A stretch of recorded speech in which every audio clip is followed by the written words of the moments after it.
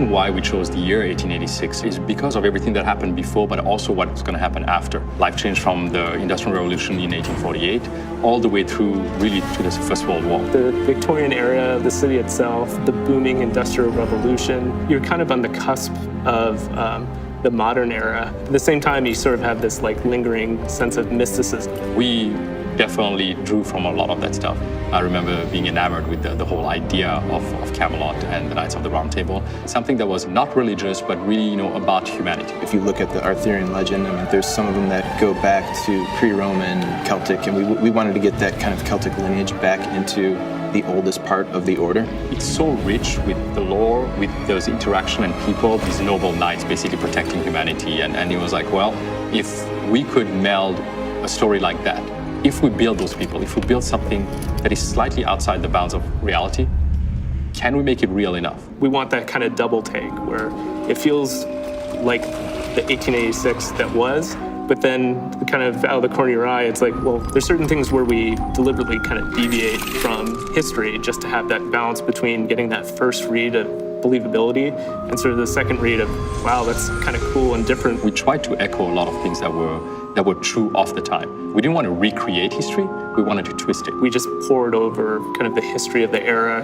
maps, the layout of London. Understanding the city, understanding really how it was laid out. We went to London with 20 people, location scouting and shooting extensive amounts of photos. If you hadn't been there, you have to go there to understand what life is like, what it feels like to walk in the streets, because a lot of it still exists. There's so much history. You can kind of see the layers of time and the layers of architecture built on top of each other, even at that time. We poured over period costumes and did photo shoots, not only capturing all the intricate details of the costumes, but also how people moved in them. A lot of European militaries at that time, they had these just a lot of craftsmanship, a lot of symbols and patches, and a lot of embroidery. The cording, the armored gorgets and bracers, like those are things we really spent a lot of time kind of pouring over reference, but then kind of inject all of our lore to kind of craft these specifically for these characters and for this order. When we started actually, melding this fiction and nonfiction, there was the need to make sure that we had some control over it. We early on had a lot of elements that were kind of more fantastic. It was very tempting and very easy early on to go like, if we're gonna do alternate history, let's alter the world a lot. The risk of approaching a game like this and bringing that balance between fiction and nonfiction, once you've basically broken that suspension of disbelief, there is no buying it back from the player. That kind of undermined the reality and the believability of the situations and the characters, and then it was kind of like all bets are off. We didn't want everything to be kind of pushed into alternate history. So more often than not, modes of transportation is the same, like horse-drawn carriages. But then there's technologies like airships that it did exist in that era, but we kind of pushed them ahead in the time frame. We brought in things that were potentially 2-3 decades ahead of its time, brought them back into the 1886 era.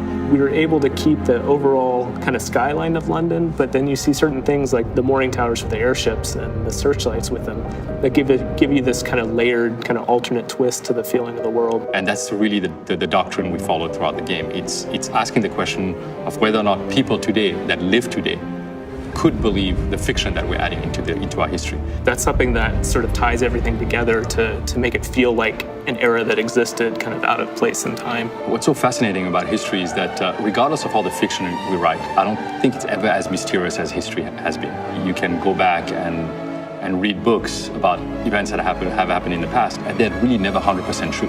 There's always something that actually is slightly off.